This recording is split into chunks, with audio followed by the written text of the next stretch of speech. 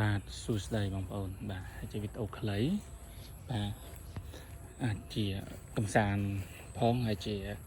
គតិល្អសម្រាប់ការគិតពិចារណាបាទ